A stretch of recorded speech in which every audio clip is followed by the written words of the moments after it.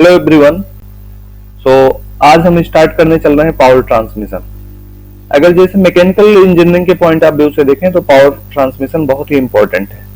अच्छा, अगर हम मैकेनिकल में पावर ट्रांसमिशन की बात करें तो कुछ और है, अगर इलेक्ट्रिकल में हम पावर ट्रांसमिशन की बात करते हैं तो वो अलग होता है।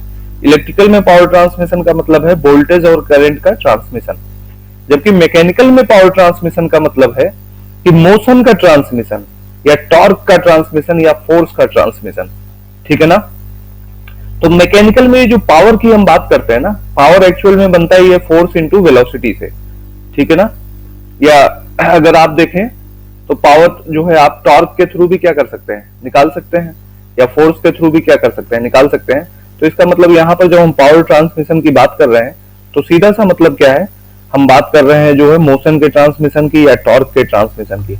अब ये मोशन का ट्रांसमिशन इतना इंपॉर्टेंट क्यों हो जाता है कि हमको जो है इसको पढ़ना पड़ता है। ठीक है ना। आपको पता है कि जैसे हमारे पास जितनी भी डिवाइसेज हैं, चाहे कोई पंप हो, चाहे कंप्रेसर हो, चाहे कोई व्हीकल हो, गाड़ी वगैरह, या और कोई मशीन हो, जैसे लेथ मशीन है, ड्रिल मशीन है, या और कोई मशीन है। ठीक है ना। सबको मतलब जो है रन करने के लिए हमको क्या करना है, पावर चाहिए। अब यहां पर जो पावर है रोटेट करना है उसको, मशीन को चलाने का मतलब क्या, मशीन को मोशन देना है। तो वो मोशन हमको क्या करना पड़ेगा, कहीं से लाना पड़ेगा और देना पड़ेगा। तो इसका मतलब मोशन को ट्रांसमिट करना पड़ेगा। इसी तरह से जैसे हमारी गाड़ी है, गाड़ी में क्या होता है, जो पावर जनरेट होता है कहां पर होता है, इंजन के अंदर। अब इंजन की उस पावर को जो है ट्रांसमिट करके जो है उसके व्हील तक पहुंचाना है या उसके शाफ्ट तक पहुंचाना है, तब जाकर के गाड़ी चलेगी। तो वहां पर भी पावर ट्रांसमिट करना है। इसी तरह से आपका ट्रेन है, आपका जो शिप है, आपका जो एयरक्राफ्ट है, ये सब में जो है हमको क्या करना होता है, पावर का ट्रांसमिशन करना होता है। जितनी भी गाड़ियां हैं सब में पावर का ट्रांसमिशन करना होता है। तो इसलिए अगर हम देखें तो मैकेनिकल में जितनी भी डिवाइसेज है ना, उसमें कहीं ना कहीं हमको मोशन या पावर का ट्रांसमिशन करना होता है। तो इसलिए पावर ट्रांसमिशन बहुत इंपॉर्टेंट हो जाता है। अब पावर ट्रांसमिशन अगर इतना इंपॉर्टेंट है तो देखो पावर ट्रांसमिशन कैसे किया जाए, कौन कौन सी डिवाइसेज अवेलेबल है पावर ट्रांसमिशन के लिए। ठीक है ना। किस मेथड से करें तो पावर ट्रांसमिशन अच्छा होगा, किस केस में कौन सा मेथड अच्छा होगा, इन सारी चीजों की इंफॉर्मेशन अपने को होनी चाहिए। तो चलिए देखते हैं कि पावर ट्रांसमिशन को कैसे किया जाता है। पावर ट्रांसमिशन की अगर बात करें तो कह रहा है कि रोटेशन या rotating element which possesses mechanical energy has to utilise at required place by transmitting. बहुत सारे रोटेटिंग एलिमेंट है अपने पास, जिनके पास अगर हम देखें तो कौन सी एनर्जी होती है, मैकेनिकल एनर्जी। तो उस मैकेनिकल एनर्जी को अपने को क्या करना है, कहीं ना कहीं यूज करना होता है या यूटिलाइज करना होता है। कहां पर, जैसे किसी मशीन को चलाना है, किसी गाड़ी को चलाना है, ठीक है ना, किसी और डिवाइस को चलाना है, तो उसको रोटेट कराना है। तो रोटेट कराने के लिए हमको क्या करना पड़ेगा, जो है मैकेनिकल एनर्जी मतलब मोशन को क्या करना पड़ेगा, एक जगह से दूसरी जगह ट्रांसमिट करना पड़ेगा। From prime mover to machine. अब प्राइम मूवर क्या है, प्राइम मूवर का मतलब जो इनिशियल रोटेशन जिसमें आ रहा है, ठीक है ना, उसको प्राइम मूवर बोलेंगे। जैसे मान लीजिए एक मोटर है, आपने स्विच ऑन किया, मोटर क्या किया, चलने लगा, इलेक्ट्रिक मोटर, तो वो प्राइम मूवर है। अब इलेक्ट्रिक मोटर जो रोटेट कर रहा है, मूव कर रहा है, उसके मोशन को आपको ट्रांसमिट करना है किसी मशीन के पास, उसको कहीं पर क्या करना है, भेजना है। तो मशीन के पास क्या करेंगे हम, वो जो है एनर्जी क्या करेंगे, या पावर या मोशन क्या करेंगे, ट्रांसमिट करेंगे। तो उसके लिए हमको कुछ ना कुछ चाहिए। मोटर का जो पावर है उसको अगर आप किसी मशीन के पास भेज रहे हैं तो ऐसे तो जाएगा नहीं, उसके लिए हमको कुछ ना कुछ अरेंजमेंट करना पड़ेगा। ठीक है ना। तो प्राइम मूवर से मशीन तक पावर ट्रांसमिट करना पड़ सकता है। From one shaft to another shaft, एक शाफ्ट से दूसरे शाफ्ट तक आपको पावर ट्रांसमिट करना पड़ सकता है। तो ये सारी चीजें इसमें आती हैं। ठीक है ना। ट्रांसमिशन सिस्टम एंड टाइप्स, ठीक है ना, कौन कौन से टाइप के जो है ट्रांसमिशन सिस्टम होते हैं उसकी अगर बात करें, the system that is use to transmit power from one mechanical element to another mechanical element. ठीक है ना। एक मैकेनिकल एलिमेंट से दूसरे मैकेनिकल एलिमेंट में आपको क्या करना है, पावर को ट्रांसमिट करना है। कौन कौन से सिस्टम हो सकते हैं पावर ट्रांसमिशन के लिए, तो पावर ट्रांसमिशन के लिए अगर हम सिस्टम्स की बात करें तो इसमें कौन कौन से सिस्टम होंगे, इसमें जो सिस्टम होंगे उसमें आएगा अपना बेल्ट ड्राइव आएगा। आपने देखा होगा कई बार क्या होता है, बेल्ट और पुली का अरेंजमेंट करके और वहां से क्या किया जाता है, पावर को ट्रांसमिट किया जाता है। दूसरा अगर आप देखें रोप ड्राइव, रोप ड्राइव के थ्रू भी कई बार क्या होता है, पावर या मोशन का ट्रांसमिशन होता है। जैसे आपने देखा होगा कई बार बेल्ट और पुली का सिस्टम देखा होगा, जिसमें जैसे आपने 12th क्लास में फिजिक्स वगैरह के जो क्वेश्चन सॉल्व किए होंगे उसमें आपने देखा होगा कि टेंशन वगैरह निकालने के लिए आता था क्वेश्चन। इसके अलावा जैसे आप देखें, जैसे मान लीजिए कोई कुआं वगैरह है, वहां से अगर वाटर निकालना है तो उसमें हम एक रोप में बाल्टी को बांध करके कुएं में डालते हैं और उससे जो है हम उसको रोप को पुल करते हुए जो है वहां से वाटर निकाल लेते हैं। ठीक है, तो इस तरह से जो है, इसके अलावा जैसे और बहुत सारे सिस्टम्स हैं, ठीक है ना, जो कि रोप ड्राइव के थ्रू जो है क्या होते हैं, पावर का ट्रांसमिशन करते हैं। इसी तरह से अगर आप देखें चेन ड्राइव, चेन ड्राइव भी आपने खूब देखा, जैसे अपनी बाइसिकल वगैरह जो होती है, साइकिल होती है, उसमें जो है चेन ड्राइव यूज होता है। तो आप जब पैडल घुमाते हैं तो वो जो मोशन है वो जो है चेन के थ्रू जो है व्हील का जो शाफ्ट है या एक्सल है वहां पर ट्रांसमिट होता है और इस तरह से जो है आपकी साइकिल वगैरह चलती है। या फिर जैसे बाइक की बात करें, बाइक में भी आपने चेन ड्राइव देखा है, चेन लगा रहता है, तो वहां पे जो इंजन के अंदर जो पावर जनरेट होता है वो पावर जो है शाफ्ट तक या एक्सल तक या व्हील तक जो है ट्रांसमिट किया जाता है थ्रू चेन ड्राइव। तो चेन ड्राइव का भी यूज होता है। इसके अलावा गियर ड्राइव, गियर ड्राइव का तो आपने बहुत सारा सिस्टम देखा होगा। अगर हम गियर ड्राइव की बात करें तो गियर ड्राइव आपने जो है, अगर आप देखें तो बहुत सारा ऐसा सिस्टम है जहां पर जैसे लेथ मशीन वगैरह अगर आपने देखा है तो वहां पर आपको बेल्ट ड्राइव भी मिल जाएगा और चेन ड्राइव भी मिल जाएगा। अपना जो इंजन है गाड़ी का, उसमें अगर आप देखें तो गियर बॉक्स होता है, ठीक है ना, जैसे आप गियर चेंज करते हैं ना, first gear, second gear, third gear, fourth gear, इस तरह से, तो उसमें पूरा गियर बॉक्स लगा रहता है जिसमें बहुत सारे गियर एक दूसरे से क्या करते रहते हैं, मैच करते रहते हैं। तो उसमें जो पावर ट्रांसमिट होता है वो किसके थ्रू होता है, गियर के थ्रू होता है। तो गियर ड्राइव का भी यूज किया जाता है। तो ये सारे सिस्टम है अपने पास, जिसमें बेल्ट ड्राइव है, रोप ड्राइव है, चैन ड्राइव है और गियर ड्राइव। इन सारे सिस्टम्स का यूज हम करते हैं for the transmission of power in mechanical system. ठीक है, अब कौन कौन से फैक्टर ऐसे होंगे जिनको अपने को कंसीडर करना चाहिए while you are selecting system for power transmission, या कोई एक जो है मेथड, आप जैसे अभी आपने चार देखा, belt drive, chain drive, rope drive and gear drive. अब इसमें से कौन सा बेस्ट होगा, कौन सा ड्राइव यूज किया जाए पावर ट्रांसमिशन के लिए, ठीक है ना, ये चीजें देखनी है। तो देखो, जैसे अपने को दो शाफ्ट के बीच में पावर ट्रांसमिशन करना है या एक सिस्टम से दूसरे सिस्टम तक पावर को क्या करना है, ले जाना है ट्रांसमिट करके, तो इसमें कौन कौन से फैक्टर अपने को कंसीडर करने चाहिए पावर ट्रांसमिशन के लिए। तो अगर इसकी बात करें तो एक तो फैक्टर क्या होगा, डिस्टेंस जो होता है ना, distance between driver and driven pulley. अब आपको पता है कि जब भी हम पावर ट्रांसमिशन की बात करते हैं तो वहां पर क्या होगा कि जैसे दो चीजें होती हैं, एक तो ड्राइवर पुली होगा, एक क्या होगा, ड्रिवन पुली होगा। अब ड्राइवर पुली से क्या करना है, ड्रिवन पुली तक पावर को क्या करना है, ट्रांसमिट करके ले जाना है। ठीक है, ड्राइवर पुली का मतलब जो प्राइम मूवर है, जो अपने आप चल रहा है, उसको किसी इलेक्ट्रिक पावर सोर्स या कैसे भी करके आपने उसको पावर दे दिया और वो चल रहा है। अब उस पावर को आपको क्या करना है, किसी दूसरी पुली पर ले जाना है और उसको क्या करना है, चलाना है। ठीक है ना, तो ड्राइवर पुली से ड्रिवन पुली मतलब प्राइम मूवर से उस मशीन तक की डिस्टेंस जो है इसको देखनी पड़ेगी। आपका जो प्राइम मूवर, जैसे मोटर मान लीजिए चल रहा है, तो मोटर से उस मशीन की डिस्टेंस देख लीजिए जिस मशीन को चलानी है।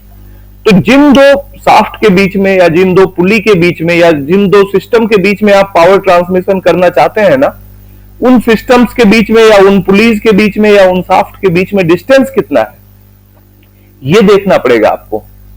अगर डिस्टेंस बहुत ज्यादा है तो क्या वहां पर हम जो है बेल्ट ड्राइव यूज करें, डिस्टेंस अगर कम है तो क्या वहां पर हम गियर ड्राइव यूज कर लें।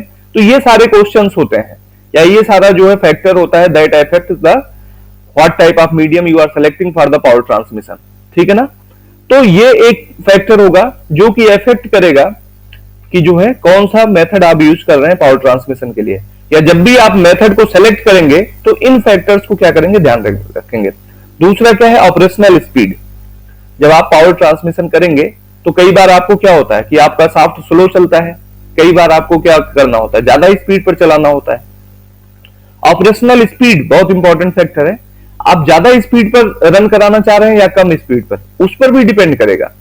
अगर बहुत ज्यादा स्पीड पर अगर आपको ट्रांसमिशन करना है तो हम चेन ड्राइव यूज कर लें क्या, या फिर हम जो है गियर ड्राइव यूज कर लें। अगर कम स्पीड पर अगर करना है तो क्या हम जो है बेल्ट ड्राइव यूज कर लें, ठीक है ना। तो ये सारी चीजें होती हैं फैक्टर जो इफेक्ट करती हैं। तीसरा जो है power to be transmitted. Power to be transmitted का मतलब जो पावर है, ठीक है ना, उसको कहां पर ट्रांसमिशन करना है, ठीक है ना, कौन सा कितना लोड वगैरह लेगा, ठीक है ना, क्या काम करना है उससे, कितना पावर ट्रांसमिशन करना चाहते हैं, ये सारी चीजें हमको क्या करना पड़ेगा, ध्यान रखना पड़ेगा। तो ध्यान रखें कि जब भी हमारे पास ये होगा कि भाई हम कौन सा मेथड यूज करें जो है, या कौन सा ड्राइव यूज करें पावर ट्रांसमिशन के लिए, तो उसमें अपने पास कई सारे ऑप्शन होते हैं, लेकिन उसमें से कौन सा सेलेक्ट करें, तो उसके लिए कौन कौन से फैक्टर अपने को देखने पड़ेंगे। एक तो देखने पड़ेंगे कि जहां पर हम पावर ट्रांसमिशन कर रहे हैं, जिन दो शाफ्ट के बीच में या जिन दो पुली के बीच में, उसकी डिस्टेंस कितनी है, एक तो ये देख लें। दूसरा ये देख लें कि कितना स्पीड पर हमको चलाना है, ऑपरेशनल स्पीड क्या रहेगी। और तीसरा जो पावर ट्रांसमिशन करना है वो कितना करना है, ठीक है ना, या उससे क्या काम करना है, हमको कितना लोड लेना है, ये सारी चीजें जो है क्या करेंगे, इफेक्ट करेंगे फैक्टर। तो इन फैक्टर्स को देखते हुए हम क्या करेंगे, सेलेक्ट करेंगे मेथड की कौन सा मेथड जो है अच्छा होगा। नेक्स्ट अगर देखें तो अब देखो हमने 4 तरह के ड्राइव देखे हैं, उसमें सबसे पहला जो ड्राइव है वो क्या है, बेल्ट ड्राइव है। अब अगर हम यहां से बेल्ट ड्राइव की बात करते हैं तो बेल्ट ड्राइव में अगर हम देखें तो बेल्ट ड्राइव कब यूज करेंगे, बेल्ट ड्राइव का यूज तब किया जाता है जब जो है हमको पावर का ट्रांसमिशन दो पैरेलल शाफ्ट के बीच में करना होता है, ठीक है ना। तो power is to be transmitted between two parallel shaft, ठीक है ना। तो जब दो पैरेलल शाफ्ट के बीच में पावर ट्रांसमिशन करना होगा तो वहां पर हम बेल्ट ड्राइव यूज कर लेंगे। जैसे यहां पर आप देखिए एक शाफ्ट ये है और एक शाफ्ट ये है, दोनों शाफ्ट एक दूसरे के क्या है, पैरेलल है। तो इन दो पैरेलल शाफ्ट के बीच में अगर आप पावर ट्रांसमिशन करना चाह रहे हैं तो आप क्या कर सकते हैं, बेल्ट ड्राइव यूज कर सकते हैं, ठीक है ना। अब यहां पर देखो इसमें अगर आप देखें तो it consist of two pulleys over which endless belt is passed in circling the both. तो यहां पर क्या है, अगर आप देखेंगे तो इसमें दो पुली है, एक तो ये वाली पुली है और दूसरा ये वाली पुली है। इन दोनों पुली पर क्या होगा, एक एंडलेस जो है बेल्ट क्या होता है, या जो है यहां पर बेल्ट क्या करता है, मूव करता है या इनसर्कल्ड रहता है, ठीक है ना। तो यहां पर देखिए एंडलेस जो है एक बेल्ट इस पर क्या है, इनसर्कल किया गया। एंडलेस क्यों बोला, क्योंकि इसमें कोई एंड नहीं है, ठीक है ना। यहां पर अगर आप देखोगे तो ये एंडलेस है, ठीक है ना, यहां पर कोई स्टार्टिंग और एंड पॉइंट नहीं मिलेगा आपको। तो इसको लगा दिया इस पुली पर और इस पुली पर। अब देखो ये वाला जो शाफ्ट है इसको बोल दिया ड्राइविंग शाफ्ट, और ये वाला जो शाफ्ट है इसको बोल दिया ड्रिवन शाफ्ट। अब इसका क्या मतलब है, देखो ड्राइविंग शाफ्ट का मतलब कि जो शाफ्ट पहले रोटेट कर रहा है इनिशियली, जिससे पावर हमको ट्रांसमिट करना है, ठीक है ना, या जिसका पावर हमको ट्रांसमिट करना है, वो क्या होगा, हमारा ड्राइविंग शाफ्ट होगा। अब इसको हो सकता है कि इलेक्ट्रिसिटी से रोटेट कराएं या किसी इंजन वगैरह के थ्रू रोटेट कराएं, ये अलग चीज है। कोई मोटर हो सकता है, इलेक्ट्रिक मोटर हो सकता है, या कोई इंजन हो सकता है, या जनरेटर हो सकता है ये, ठीक है ना। तो ये अपना ड्राइविंग शाफ्ट है। अब ये क्या करेगा, रोटेट करेगा, क्या कर जाएगा, ये रोटेट करेगा। अब ये जब रोटेट करेगा तो इसके ऊपर ये जो बेल्ट लगा हुआ है ना, ये बेल्ट क्या करेगा, रोटेट करेगा। क्यों करेगा, क्योंकि ये पुली और बेल्ट, ये जो इनसर्कल किया गया है ना बेल्ट को, एक तो ये क्या है, टाइट है, दूसरा क्या है कि इस बेल्ट और पुली के बीच में फ्रिक्शन है। तो जब ये पुली रोटेट करेगा तो अपने साथ इस बेल्ट को भी क्या करेगा, रोटेट कराएगा। तो जैसे मान लीजिए पहले ये वाली पुली रोटेट की, अब ये वाली पुली रोटेट करेगी तो क्या होगा, ये जो है पुली रोटेट करने के साथ इस पर ये जो बेल्ट इनसर्कल किया गया है, ये बेल्ट भी क्या करेगा, रोटेट करना शुरू करेगा। अब बेल्ट जब ये रोटेट करेगा तो इसका मतलब बेल्ट रोटेट करके इधर जाएगा, तो ये बेल्ट, इसका जो ड्रिवन शाफ्ट है, इस पर जो बेल्ट है वो रोटेट करने लगेगा। अब चूंकि ये बेल्ट रोटेट कर रहा है तो बेल्ट के साथ पुली भी क्या है, अटैच है, तो इस बेल्ट के साथ ये पुली भी क्या करेगा, रोटेट करने लगेगा। तो अल्टीमेटली हुआ क्या, आपने जो पावर दिया था वो किसको दिया था, इस ड्राइविंग शाफ्ट को दिया था, लेकिन इस बेल्ट और पुली के अरेंजमेंट के साथ होता हुआ ये कहां पर पहुंच गया, ड्रिवन शाफ्ट पर भी पहुंच गया और इसको क्या किया, रोटेट करा दिया। ड्रिवन शाफ्ट क्या है, ड्रिवन शाफ्ट वो शाफ्ट है जिसको अल्टीमेटली हमको क्या करना है, रोटेट कराना है।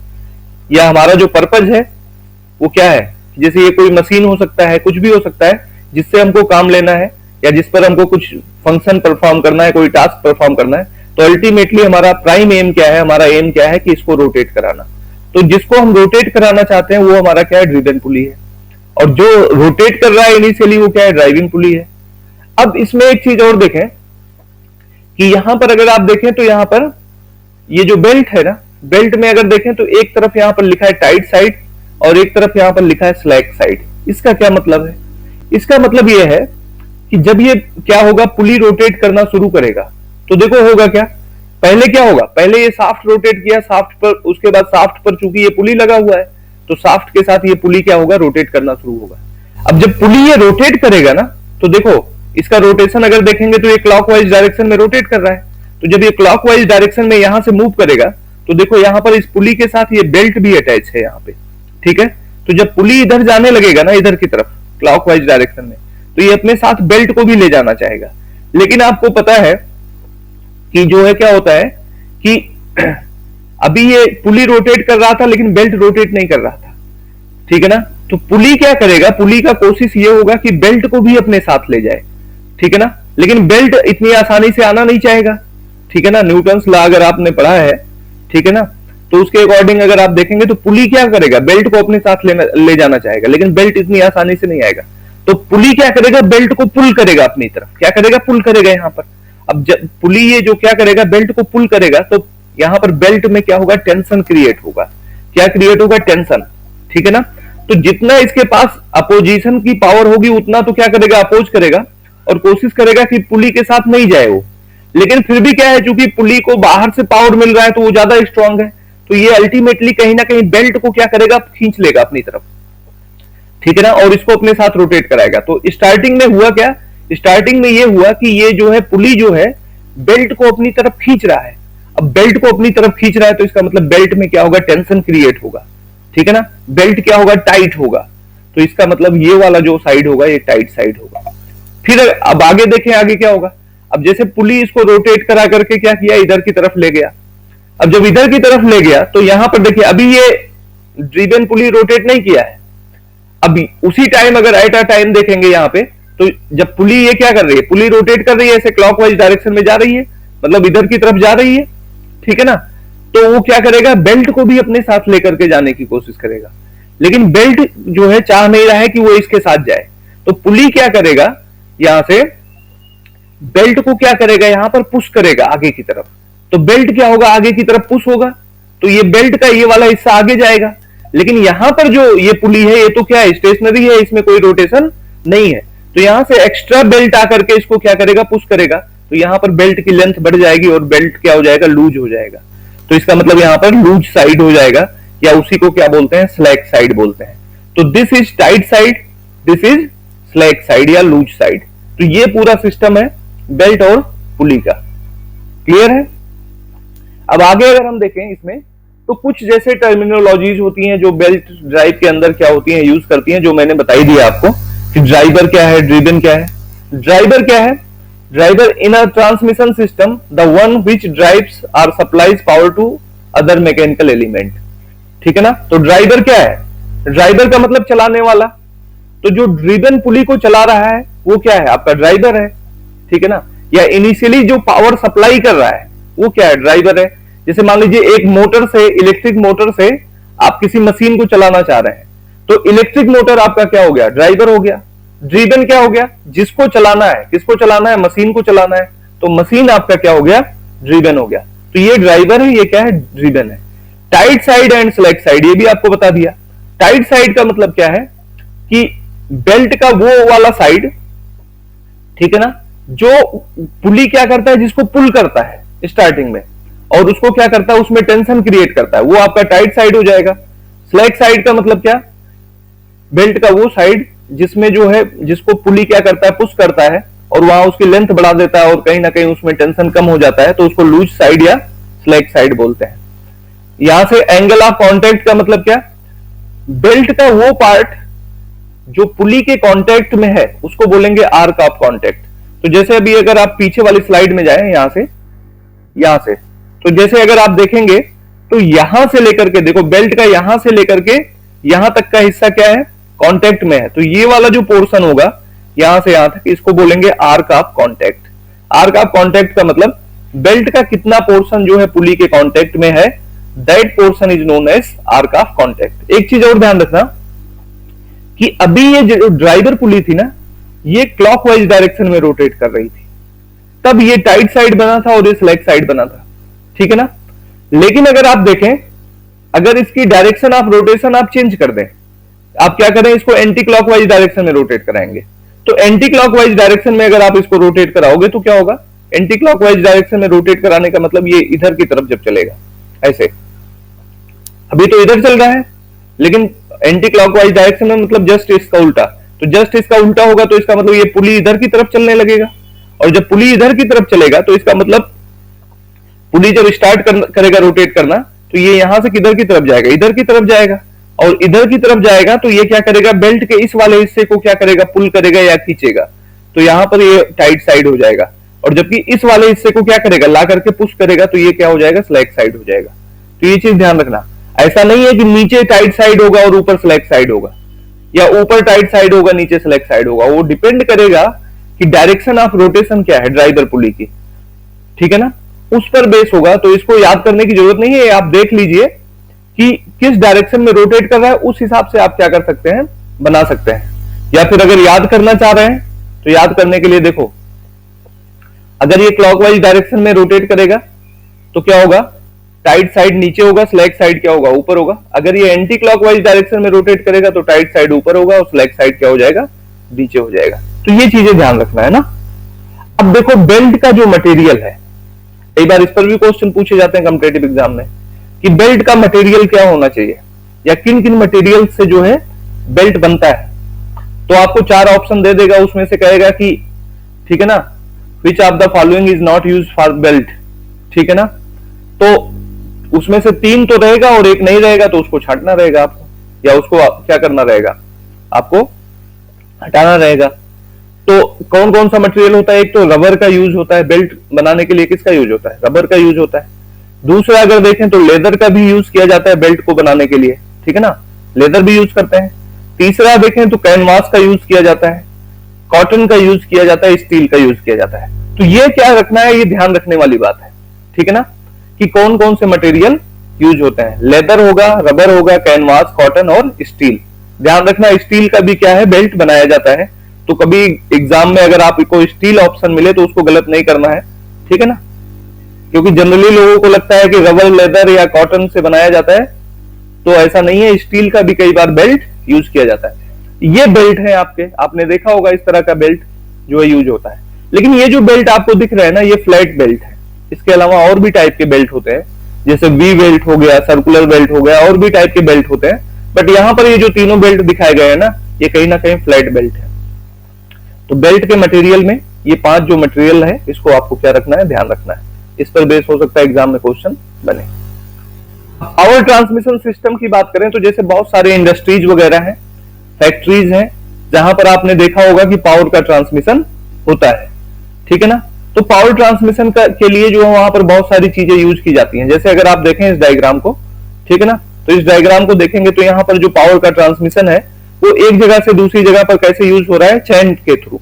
अब जैसे मान लीजिए ये इंजन है, आपको दिख रहा है ये वाला पूरा क्या है, इंजन है। इंजन में पावर जनरेट हुआ और वो पावर से क्या हुआ, ये वाला शाफ्ट रोटेट किया। अब इस वाले शाफ्ट से पावर आपको कहां भेजना है, इस वाले शाफ्ट पर भेजना है। तो इसके लिए यहां पर चैन ड्राइव लगा दिया, तो क्या होगा, ये वाला शाफ्ट तो रोटेट करेगा, ये ड्राइविंग शाफ्ट है, तो इसके साथ क्या करेगा, ये चैन रोटेट करेगा, और फिर ये चैन आकर के क्या करेगा, इसको रोटेट करा देगा, और फिर आगे और चैन लगाया है, ठीक है ना। तो फिर इस शाफ्ट से जो पावर होगा वो अगले शाफ्ट पे ट्रांसमिशन हो जाएगा। तो इस तरह का सिस्टम बनता है आपका, ठीक है। फिर इसमें अगर आप देखें यहाँ पे, तो यहाँ पे जो यूज किया गया है ये गियर ड्राइव है आपका। अगर आप देखें तो यहाँ पर एक गियर ये है, दूसरा ये है, तीसरा ये है। तो इसमें क्या होगा, कोई भी एक गियर रोटेट करेगा। जैसे मान लीजिए ये वाला गियर पहले रोटेट किया, इसके साथ क्या होगा, ये वाला गियर रोटेट करेगा, और फिर इसके साथ क्या होगा, ये वाला गियर रोटेट कर जाएगा। तो इस तरह से आपका पावर जो इस शाफ्ट पर था वो यहां से ट्रांसमिट होते होते कहां पर पहुंच गया, यहां पर पहुंच गया, ठीक है। तो इस तरह से जो है चैन ड्राइव के थ्रू किस तरह से पावर ट्रांसमिशन होता है, या जो है गियर ड्राइव के थ्रू किस तरह से होता है, ये हमको पता चल गया। यहां पर अगर आप देखेंगे तो ये बेल्ट ड्राइव है, बेल्ट ड्राइव के थ्रू जो है पावर का ट्रांसमिशन हो रहा है।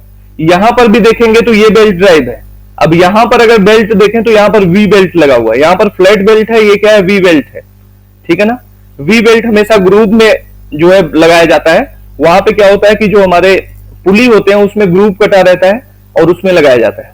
और दूसरा यहाँ पर अगर जो है बेल्ट ड्राइव की बात करें तो बेल्ट कौन सा है, वी बेल्ट, लेकिन बेल्ट ड्राइव कौन सा है, क्रॉस बेल्ट ड्राइव है। कई बार क्या होता है, अब जैसे देखो एक तो ये तरीका है कि आपने इस तरीके से पावर ट्रांसमिशन कर लिया, तो यहां पे जो सिस्टम है ये ओपन बेल्ट ड्राइव है, ठीक है ना। हालांकि जो बेल्ट यूज कर रहे हैं वो वी बेल्ट है, ठीक है ना। कैसा बेल्ट है, वी बेल्ट है, लेकिन अगर आप इस बेल्ट को देखोगे तो वी शेप में बना रहता है ना, तो इसलिए वी बेल्ट बोलेंगे। और दूसरा अगर आप देखोगे तो ये बिल्कुल ओपन बेल्ट ड्राइव है, लेकिन इसी को क्रॉस कर दिया गया है। जैसे इस वाले ड्राइव में देखेंगे तो इसको ओपन ना बना करके इसको क्या किया गया, क्रॉस। एक तो तरीका क्या था, सीधे सीधे आप दोनों शाफ्ट से भेज देते तो वो ओपन बेल्ट ड्राइव होता है जैसे इसमें है। लेकिन जब इसको इस तरह से एक दूसरे से क्रॉस कर दिया जाता है ना, तो उसको क्या बोलते हैं, उसको फिर क्रॉस बेल्ट ड्राइव बोलते हैं। तो ये बेल्ट ड्राइव का सिस्टम है। ये फ्लैट बेल्ट ड्राइव है, ये दोनों वी बेल्ट ड्राइव है। लेकिन अगर इसको देखें तो ये ओपन बेल्ट ड्राइव है और ये क्या है, क्रॉस बेल्ट ड्राइव है। तो इस तरह से चीजें ध्यान रखना। अब कब ओपन यूज करेंगे, कब क्रॉस यूज करेंगे, कब फ्लैट बेल्ट यूज करेंगे, ये सारी चीजें भी क्या है कि डिपेंड करता है कि हमको कहां पर यूज करना है, किस टाइप का हमारा रिक्वायरमेंट है, सेंटर डिस्टेंस कितनी है, हमको पावर या मोशन कितना ट्रांसमिशन करना है। ये सारे फैक्टर इफेक्ट करते हैं और उसके बेसिस पर हम सेलेक्ट करते हैं, ठीक है ना। यहां पर भी देखें जैसे बेल्ट ड्राइव है तो यहां पर क्या है, अगर आप देखेंगे तो यहाँ वी बेल्ट यूज किया जाता है, ठीक है ना। अगर आप देखेंगे ड्रिल मशीन के अंदर तो यहाँ पर वी बेल्ट के थ्रू पावर ट्रांसमिशन किया जा रहा है। यहाँ पर ओपन बेल्ट ड्राइव है। अगर यहाँ पर सा मशीन देखें, ठीक है ना, जिग सा मशीन, तो यहाँ पर देखो एक जो है वी बेल्ट ड्राइव यूज हो रहा है, ठीक है ना। बी बेल्ट यूज हो रहा है और ड्राइव कैसा है, ओपन बेल्ट ड्राइव है। कैसा है, ओपन बेल्ट ड्राइव, क्रॉस नहीं किया गया है। क्रॉस होता तो क्रॉस हो जाता। यहाँ पर भी वी बेल्ट यूज हो रहा है और यहाँ पर भी क्या है, ओपन बेल्ट ड्राइव है, ठीक है ना। लेथ मशीन में अगर आप देखेंगे तो वहां भी इस तरह का सिस्टम होता है, ठीक है ना। फिर इसके बाद टाइप ऑफ बेल्ट की बात करेंगे तो टाइप ऑफ बेल्ट में आपको बताया 3 तरह के बेल्ट होते हैं। एक तो फ्लैट बेल्ट होगा जो बिल्कुल फ्लैट दिखेगा ऐसे, दूसरा वी बेल्ट होगा इस तरह से वी शेप में दिखेगा, और तीसरा क्या होगा, सर्कुलर बेल्ट होगा। तो 3 तरह के बेल्ट होते हैं। अब देखो सबका अलग अलग यूज है। अगर फ्लैट बेल्ट की बात करें तो फ्लैट बेल्ट कहां पर यूज होता है, जहां पर हमको moderate amount of power transmission करना होता है, ना तो बहुत ज्यादा ना तो बहुत कम। तो अगर moderate amount of power transmit करना है तो हम वी बेल्ट यूज कर फ्लैट बेल्ट यूज करेंगे। और दूसरी जो जिन पुलिस के या जिन शाफ्ट के बीच में हम पावर ट्रांसमिशन कर रहे हैं ना, उनकी डिस्टेंस अगर अप टू 10 मीटर तक है तो हम क्या कर सकते हैं, फ्लैट बेल्ट यूज कर सकते हैं। तो 2 चीजें ध्यान रखना फ्लैट बेल्ट में, एक तो moderate amount of power transmission के लिए यूज होगा, और दूसरा सेंटर डिस्टेंस जो है अप टू 10 मीटर तक होनी चाहिए, तो हम फ्लैट बेल्ट क्या कर सकते हैं, यूज कर सकते हैं, ठीक है। वी बेल्ट की बात करें तो अगर आपको great amount of power transmission करना है, इसमें फ्लैट में क्या था, मॉडरेट अमाउंट, इसमें क्या है, ग्रेट, मतलब ज्यादा अमाउंट ऑफ पावर ट्रांसमिट करना है तो हम क्या कर सकते हैं, यूज कर सकते हैं। और दूसरी चीज ये ध्यान रखना कि जब हम वी बेल्ट यूज करेंगे तो वहां पर सेंटर डिस्टेंस जो होनी चाहिए वो बहुत कम होनी चाहिए, ठीक है ना। जो दोनों शाफ्ट हैं वो दोनों एक दूसरे के क्लोज होने चाहिए काफी, तब हम यूज कर पाएंगे, अदरवाइज हम जो है वी बेल्ट यूज नहीं कर पाएंगे। जैसे फ्लैट में तो 10 मीटर तक यूज कर रहे थे, लेकिन वी बेल्ट में अगर 2 मीटर से ज्यादा हो गया तो नहीं यूज कर पाएंगे, ठीक है ना। तो ये चीजें ध्यान रखना। फिर क्या है, सर्कुलर बेल्ट है। सर्कुलर बेल्ट का भी यूज जो है हम करते हैं किसके लिए, great amount of power transmission के लिए, ठीक है ना। आपको इस तरह से दिखेगा। लेकिन एक चीज ध्यान रखना कि जो सर्कुलर बेल्ट है ना, इसमें हम तब यूज करेंगे इसको जब हमारी centre distance up to 5 metre होगी। 5 मीटर से ज्यादा सेंटर डिस्टेंस हुई तो हम इसको यूज नहीं कर पाएंगे। तो चलिए ठीक है, इतना रखते हैं, इसके बाद फिर नेक्स्ट लेक्चर में देखेंगे।